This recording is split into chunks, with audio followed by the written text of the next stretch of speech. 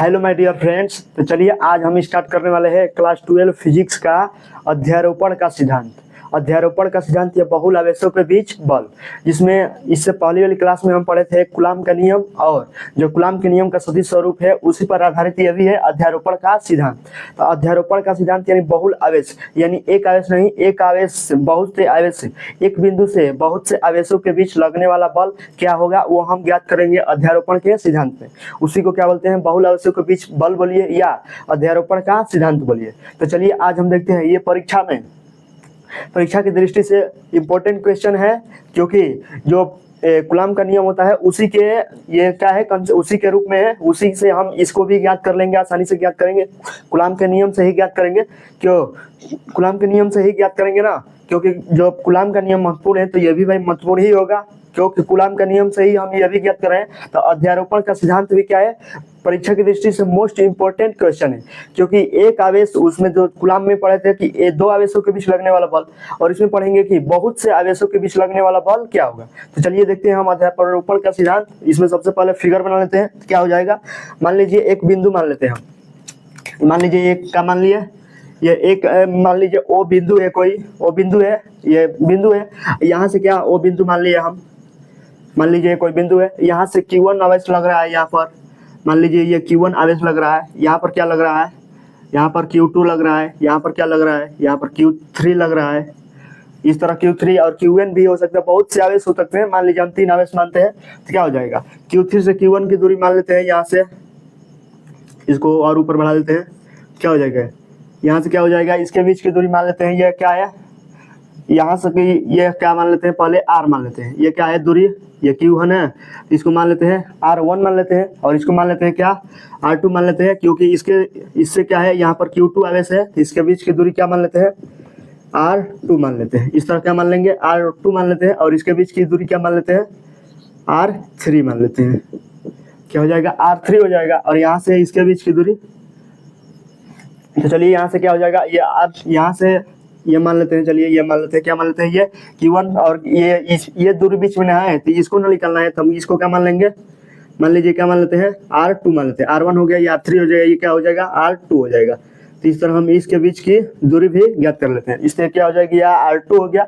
और चलिए देखते हैं कि क्या हम पढ़े हैं कि कूलॉम के नियम के जो सदिश स्वरूप है उसमें पढ़े हैं कि Q3 के द्वारा Q1 पर लगाया गया बल, यानी इधर बल लगेगा ना, Q3 के द्वारा Q1 पर जब बल लगेगा तो इधर लग गया, तो क्या हो जाएगा, वेक्टर F Q1 पर लग रहा है यानी 1 3 हो जाएगा। किसके द्वारा, 3 के द्वारा 1 पर लग रहा है, यानी वेक्टर F 1 3 हो जाएगा। और देखिए Q1 के द्वारा Q2 के द्वारा Q1 पर लगाया गया बल, ये तो Q3 के द्वारा Q1 पर लगाया गया बल वेक्टर F 1 3 हो गया।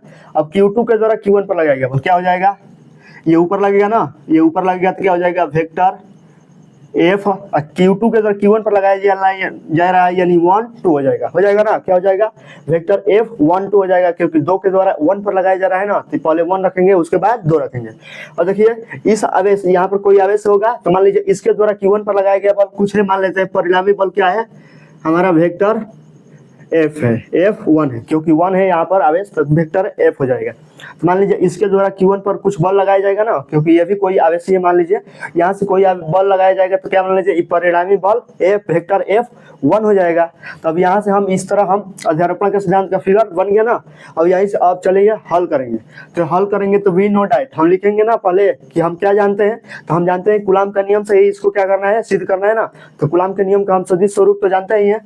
और देखिए यहाँ से अब कूलॉम के नियम में दूरी भी होता है, बल होता है, तो बल तो ज्ञात कर लिए, अब दूरी भी ज्ञात करेंगे। तो Q3 के द्वारा जो Q1 पर बल लग रहा है तो क्या रहा है, यानी वेक्टर F12 1 3 है ना, यानी इस पर दूरी क्या हो जाएगा, वेक्टर R12 हो जाएगा। तो यहाँ पर क्या लिख लेंगे, वेक्टर R12 या टाइप के रूप में लिख सकते हैं, क्या हो जाएगा, यहाँ तक इसको तो R3 मान लिया है। अब Q3 के द्वारा Q1 पर लगाया गया बल क्या हो जाएगा, इसके द्वारा बल क्या लग गया, इसकी दूरी क्या हो जाएगी, इसके बीच की दूरी क्या मान लेते हैं, R वेक्टर R क्या मान लेंगे, वेक्टर R1 R कैप के रूप में मान लेते हैं, क्या मान लेंगे, R कैप के रूप में मान लेते हैं, R कैप क्या हो जाएगा, 1 3 हो जाएगा ना, 1 3 हो गया। अब देखिए Q2 के द्वारा Q1 पर लगाया गया बल वेक्टर F1 2 है, यानी दूरी क्या हो जाएगी, वेक्टर क्या है, R कैप 1 2 हो जाएगा। तो क्या मान लेते हैं, R कैप 1 2 हो जाएगा, यहाँ से यहाँ तक की बीच की दूरी, ये Q2 के द्वारा Q1 पर लगाया गया बल के बीच की दूरी है। और क्या हो जाएगा, इसके और इसके बीच की दूरी लगाया गया जो बल है और उसके बीच की दूरी क्या हो जाएगी, r कैप 1 ही हो जाएगी ना, क्योंकि r कैप 1 केवल हो जाएगा, क्योंकि इसके बीच वेक्टर F1 है तो क्या हो जाएगा, r कैप 1 हो जाएगा। इसके क्या मान लेंगे, r कैप 1 हो जाएंगे। आसानी से समझिएगा, पेन काफी अपने पास में लेकर बैठिएगा, जो महत्वपूर्ण लगे आप उसको लिख सकते हैं कि ये जो महत्वपूर्ण है ना, क्योंकि Q3 के द्वारा जब Q1 पर बल लगाया जाएगा तो Q1 पहले होगा और Q3 जो 3 होगा वो बाद में होगा। Q2 पर जब Q1 पर बल लगाया जाएगा तो जिस पर बल लग रहा है वो क्या होगा, पहले होगा, और जिससे बल लग रहा है वो क्या होगा, बाद में होगा। अब इसी तरह इसके द्वारा इस पर बल लग रहा है तो जो Q1 पर लग रहा है यानी ये पहले है और इस पर कोई आवेश मालूम नहीं है तो इसके आगे कुछ नहीं लिखे, ये क्या है, परिणामी बल है। अब चलिए यहाँ से लिख लेते हैं, हम क्या लिख लेंगे, वी नो डैट लिखेंगे। क्या लिखेंगे, वी नो डैट। हमारा तो फिगर तैयार हो गया, फिगर यही है, इसी के द्वारा हम हल करेंगे। क्या हो जाएगा, वी नो डैट, यानी क्या हो जाएगा, हम जानते हैं कूलाम का नियम हमारा क्या होता है, वेक्टर एफ बराबर क्या होता है, वेक्टर एफ बराबर 1/4 epsilon not into Q1 Q2 बटे में क्या हो जाएगा, आर वेक्टर होता है ना, क्या होता है, यहाँ से क्या होता है, वेक्टर के रूप में इसको लिखे हैं तो इसको भी वेक्टर के रूप में लिख सकते हैं, वेक्टर आर स्क्वायर लिख सकते हैं, और इसको क्या लिख सकते हैं, आर कैप से होता है। ये आर कैप हो जाता है ना, यहाँ पर वेक्टर लिखना भी आवश्यक नहीं है, क्योंकि जब इसको कैप के रूप में लिखेंगे तो इसको वेक्टर के रूप में नहीं लिखेंगे, पता है ना, क्योंकि जब इसको कैप सदिश रूप बनाए थे तो इसी तरह लिखेगा, सदिश रूप में इसी तरह लिखे थे, तो ये हमारे सदिश रूप में सब क्या है, सदिश रूप में, यानी वेक्टर जो होता है वो सदिश रूप में होता है। इसको भी क्या बना लिए, सदिश स्वरूप में बना लिए। अब चलिए क्या लगाएंगे, Q3 के द्वारा Q1 पर जो बल लग रहा है ये लिख लेंगे। चलिए लिख लेते हैं, क्या हो जाएगा, Q3 के द्वारा Q1 पर लगाया गया बल, क्या देखिए हमारा क्या हो जाएगा, Q3 के द्वारा Q1 पर लगाया गया बल क्या होगा, Q3 के द्वारा Q1 पर जो बल लगाया जाए वो वेक्टर F13 हो रहा है, F13 हो रहा है, बराबर क्या हो जाएगा, 1/4 एप्सिलॉन नॉट इंटू क्या हो जाएगा, Q1 Q2 तो इसी तरह रहेगा, Q1 Q2। और देखिए आर कैप का मान क्या है, आर का मान क्या है, R13 कैप के रूप में हो जाएगा ना, R13 कैप हो जाएगा, बटे में क्या हो जाएगा, R13 हो जाएगा ना, क्योंकि R का मान क्या है, R13 है, तो क्या लिख लेंगे, R13। अब क्या लिख लेंगे, उसके बाद Q3 के द्वारा Q1 पर लगाया गया बल तो लिख लेंगे, इसको मान लेंगे समीकरण 1 मान लेते हैं। अब Q2 के द्वारा Q1 पर लगाया गया बल देखेंगे तो लिख लेंगे Q2 के द्वारा Q1 पर लगाया गया बल, तो क्या हो जाएगा, जब Q2 के द्वारा Q1 पर लग रहा है तो यानी वेक्टर F12 है ना, बल जो है वो वेक्टर F12 है, और 1/4 एप्सिलॉन नॉट, ये तो इसी तरह लिखेंगे, और क्या हो जाएगा, इंटू, तो इंटू लिख लेंगे Q1 Q2 तो इसी तरह है। देखिए यहाँ से Q1 का मान क्या है, Q3 है ना, लिखा गया, छोड़िए, क्या हो जाएगा, Q3 हो जाएगा, ये हो जाएगा Q1 हो जाएगा, क्योंकि Q1 का मान क्या है, Q3 और Q2 का मान क्या है, Q1 है, हो जाएगा इस तरह। और देखिए यहाँ से Q2 के द्वारा Q1 पर लगाया गया बल, यानी क्या है, Q1 का मान क्या है, Q2 दिया है, इंटू, अब Q2 का मान क्या दिया है, Q1 दिया है, तो Q1 लिख लेंगे, Q1 हो गया। अब बटे में क्या हो जाएगा, और देखिए ये R कैप है तो यानी R का मान क्या है, यहाँ पर R12 कैप में है ना, तो क्या लिख लेंगे, R कैप 12 लिख लेंगे, और ये नीचे क्या हो जाएगा, बटे में क्या लिख लेंगे, R12 लिख लेंगे ना, R स्क्वायर है, यानी R12 का क्या हो जाएगा, होल स्क्वायर हो जाएगा ना, इस तरह R12 का होल स्क्वायर, ये भी हो जाएगा, R12 रख देंगे, होल स्क्वायर दिया है तो होल स्क्वायर रख लेंगे। इस तरह हम क्या लिख लिए, Q2 के द्वारा Q1 पर लगाया गया बल भी लिख लिए। अब चलिए ये जो बिंदु माने हैं, इसको बिंदु O था ना, मान लीजिए O था, तो O बिंदु के द्वारा जो Q1 पर परिणामी बल लगाया जा रहा है वो क्या है, देखिए तो क्या हो जाएगा, Q1 O के द्वारा एक Q1 पर लगाया गया बल, ये देखिए दो बल लग गया ना, अब तीसरा बल भी हो सकता है कि देखिए यहाँ पर F12 जैसे F12 है, यानी तीसरा बल लगेगा तो F13 हो जाएगा।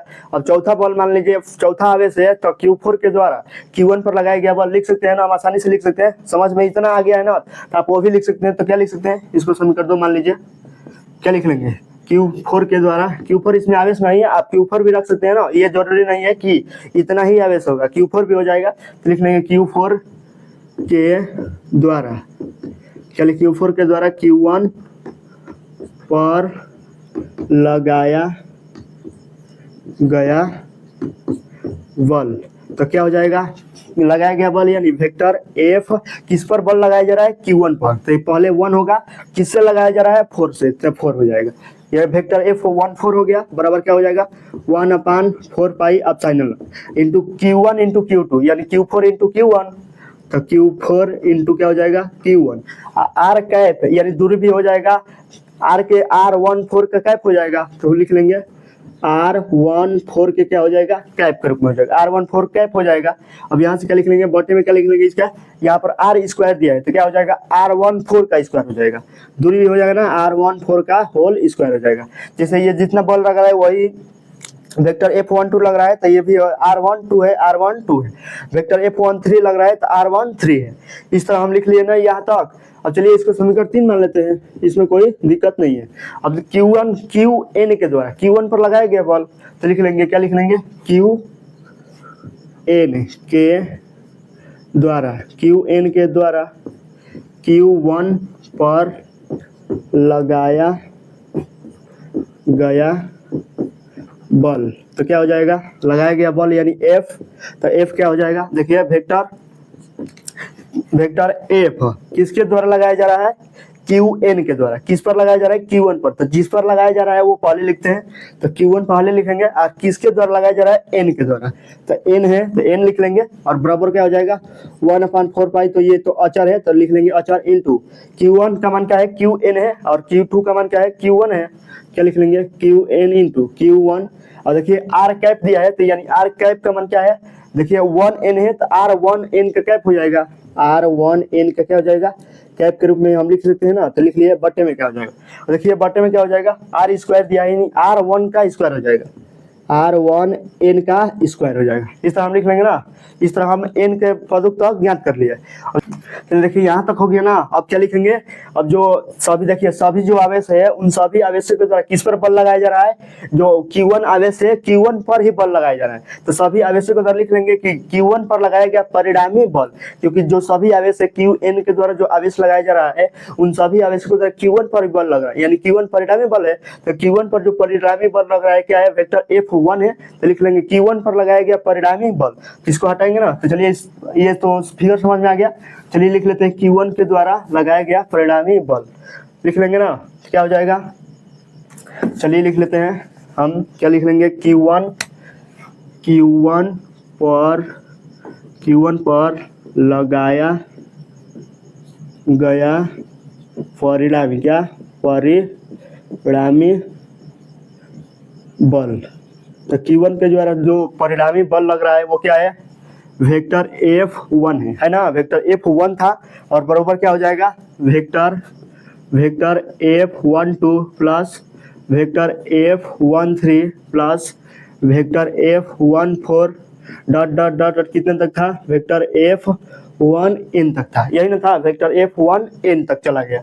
अब चलिए क्या लिख लेंगे, वेक्टर F1 बराबर क्या हो जाएगा, वेक्टर F1 बराबर देखिए वेक्टर F12 का मान क्या है, वेक्टर F12 का मान क्या है, 1/4 pi epsilon not into Q1 Q2 है ना, यानी Q1 Q2 बटे में क्या है, R12 का क्या है, होल स्क्वायर है, और क्या हो जाएगा R कैप 12 हो जाएगा ना, R कैप 12 प्लस, और देखिए वेक्टर F13 का मान क्या है, 1/4 पाई एप्सिलॉन नॉट इंटू, देखिए F13 का मान यहाँ पर है Q3 इंटू Q3 क्या हो जाएगा, Q3 इंटू Q1, और दूरी क्या हो जाएगा, R कैप 13 बटे में क्या हो जाएगा, R स्क्वायर 13, R13 का होल स्क्वायर है तो R13 का होल स्क्वायर प्लस, अब क्या हो जाएगा, वेक्टर F14 का मान क्या है, देखिए वेक्टर F14 का यहाँ पर मान निकाला है ना, क्या हो जाएगा 1/4 पाई एप्सिलॉन नॉट इंटू क्या हो जाएगा 1/4 pi epsilon not into Q4 into Q1, और क्या हो जाएगा R कैप 14 बटे में क्या हो जाएगा, R14 का होल स्क्वायर दिया, R14 का होल स्क्वायर हो जाएगा। अब क्या हो जाएगा, Qn के द्वारा, Q1 है ना, तो Qn के द्वारा क्या बल लगाया जाएगा, 1/4 पाई एप्सिलॉन नॉट इंटू क्या है, देखिए Qn क्यू एन इंटू क्या हो जाएगा Q1 और क्या हो जाएगा आर कैप 1n बटे में क्या हो जाएगा आर स्क्वायर 1n हो जाएगा ना, यहाँ पर 1n छूट गया है, लिख लेना, क्योंकि अब आर 1n होगा ना, क्योंकि 1n बल लग रहा है तो 1n दूरी भी हो जाएगा। इस तरह हम क्या लिख लेंगे R1n जो हमारा क्या है दूरी हो गया, इस ये हो गया ना। और चलिए इसको हटाते हैं। अब यहाँ इसमें से देखिए क्या करेंगे, इतना तो समझ में आ गया, आसानी से समझ में आ गया होगा। और चलिए देखिए इसमें कॉमन क्या है, कॉमन क्या है देखिए 1/4 pi epsilon not 1/4 pi epsilon not और 1/4 pi epsilon not 1/4 pi epsilon not, सभी में 1/4 पाई एप्सिलॉन नॉट कॉमन है। और देखिए Q1 और सभी में Q1 भी कॉमन है, तो ले लेंगे क्या, चलिए क्या लिख लेंगे वेक्टर F1 बराबर क्या हो जाएगा, Q1 तो कॉमन हो जाएगा, Q1/4 पाई एप्सिलॉन नॉट हो जाएगा ना, Q1 भी कॉमन है, 1/4 पाई एप्सिलॉन नॉट भी कॉमन है। और क्या हो जाएगा, अब लिख लेंगे ये यहाँ से Q1 हट जाएगा तो क्या हो जाएगा Q2 बटे में R12 का होल स्क्वायर और R कैप 12 प्लस, अब यहाँ से Q1 हट जाएगा तो क्या लिख लेंगे Q3 R कैप 13 बटे में R स्क्वायर 13 हो जाएगा प्लस, अब यहाँ से 1/4 pi epsilon not into Q1 हट जाएगा तो क्या बचेगा Q4 R कैप 14 बटे में क्या हो जाएगा R14 का whole square dot dot dot, यहाँ से भी 1/4 पाई एप्सिलॉन नॉट और Q1 हट जाएगा तो क्या बच जाएगा QN R कैप 1n बटे में क्या हो जाएगा R स्क्वायर 1n हो जाएगा। यहाँ तक हो गया ना, यहाँ तक समझ में आ गया, यहाँ तक हो गया ना। अब चलिए क्या लिख लेंगे, अभी यही हमारा क्या हो जाएगा, यहाँ तक भी छोड़ देंगे पेपर में, तो ये अध्यारोपण का अगर सिद्धांत पूछे तो यहाँ तक भी छोड़ देंगे, तो यहाँ पर गलती नहीं होगा। अब इसको शॉर्ट फॉर्म में लिखना है तो इसको योग के रूप में लिख लेंगे ना, और यहाँ से यही क्या हो जाएगा हमारा अध्यारोपण का सिद्धांत हो जाएगा, यही हो जाएगा हमारा क्या हो जाएगा अध्यारोपण का सिद्धांत। तो देखिए F1 पर बल लग रहा है ना, सभी के द्वारा क्या लग रहा था, परिणामी बल F1 ही लग रहा था, यही हमारा क्या हो जाएगा परिणामी बल हो जाएगा। तो इस तरह हम क्या निकाल लेंगे, परिणामी बल निकाल लेंगे ना, तो यही हमारा क्या हो जाएगा परिणामी बल हो जाएगा। और देखिए वेक्टर F1 के मान लीजिए अब क्या लग रहा है, वेक्टर अब F2 पर लग रहा है।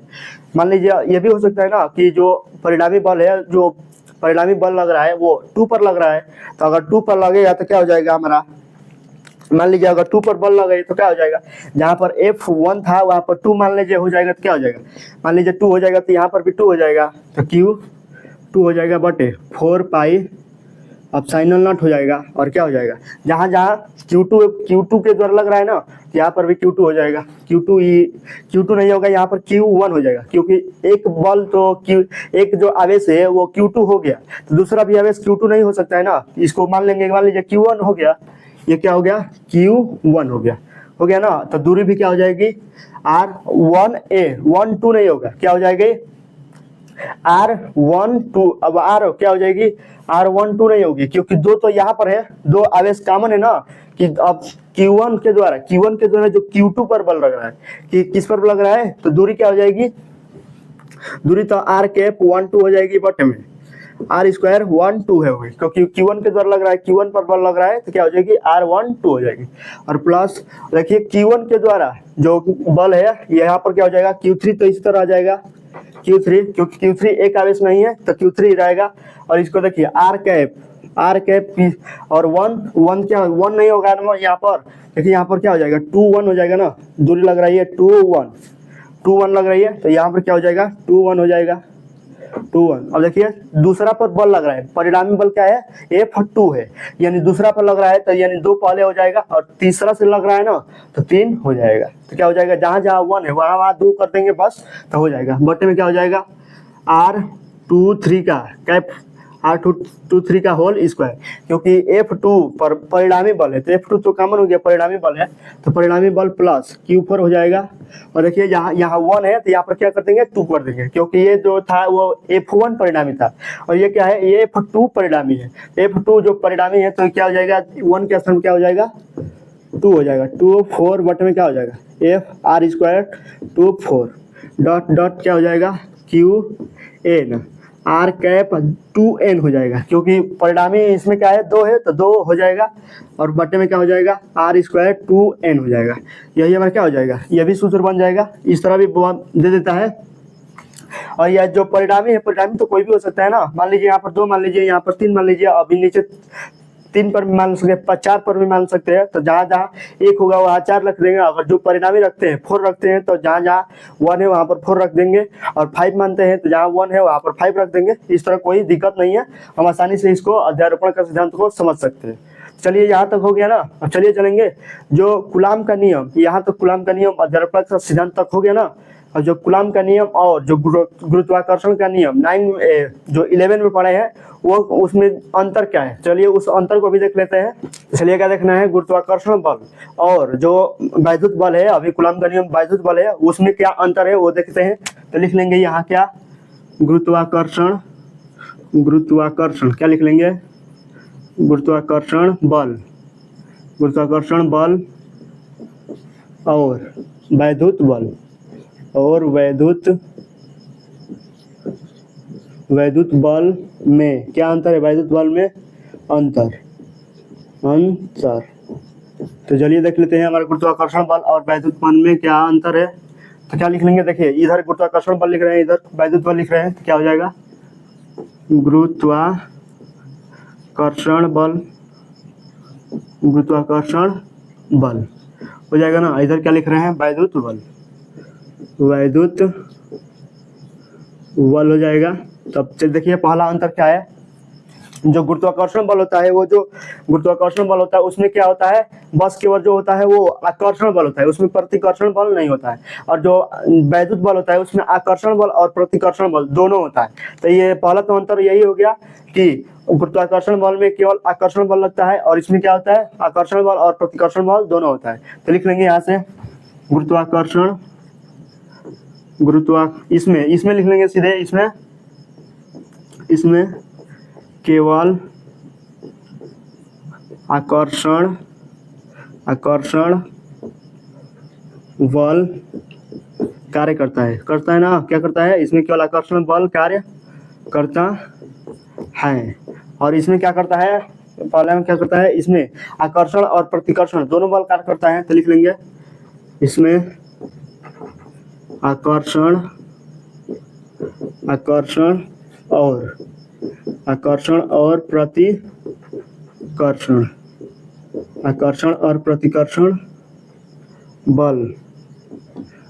प्रतिकर्षण बल कार्य करता है।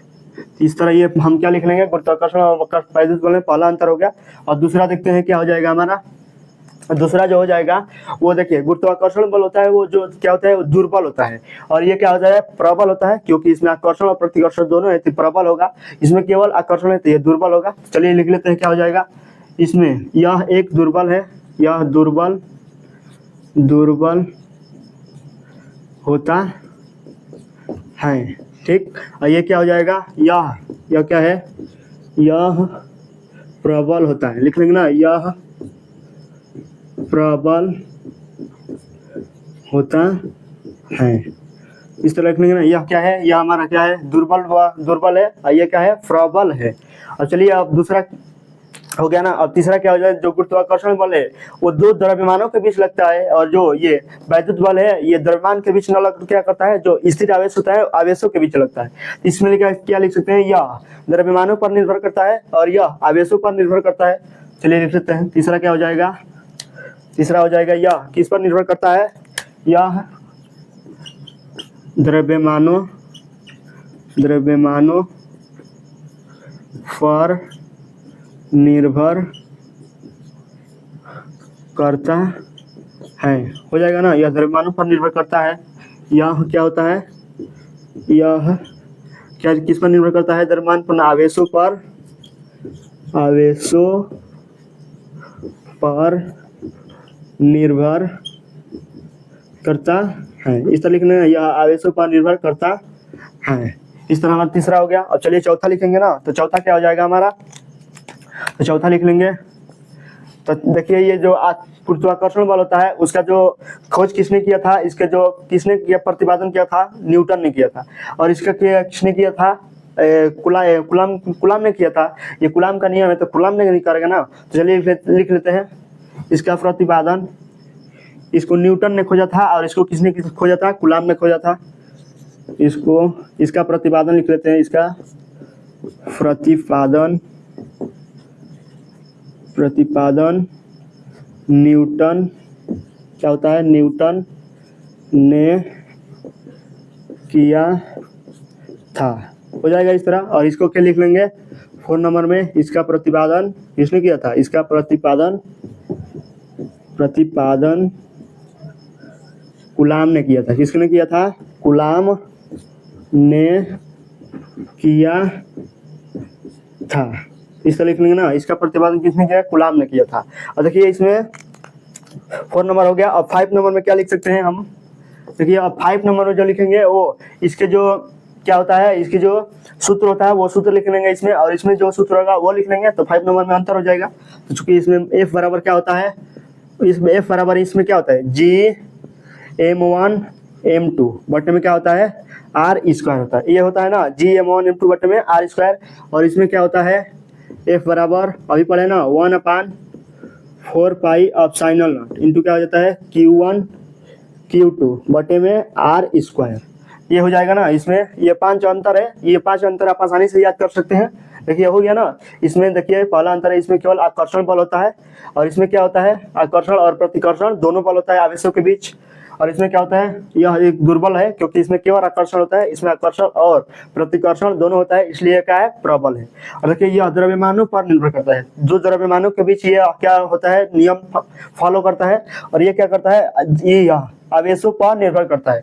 यह दो आवेशों के बीच बल निर्भर करता है आवेशों पर। और ये क्या है, इसका प्रतिपादन किसने किया था, न्यूटन ने किया था। न्यूटन का सर्वोत्तम गुरुत्वाकर्षण का नियम आप पढ़े होंगे 11th में, तो पता होगा। और इसका किसने किया था, कूलाम ने किया था, क्योंकि अभी पढ़े कूलाम का नियम। और इसमें देखिए ये इसका जो सूत्र होता है Gm1 m2 बटे में R स्क्वायर, और इसका जो होता है 1/4 pi epsilon not into Q1 Q2 बटे में R स्क्वायर। इस तरह हम गुरुत्वाकर्षण बल और वैद्युत बल में अंतर समझ सकते हैं। आपको आसानी से समझ में आया होगा। तो फिर मिलते हैं नेक्स्ट वीडियो में, तब तक के लिए जय हिंद।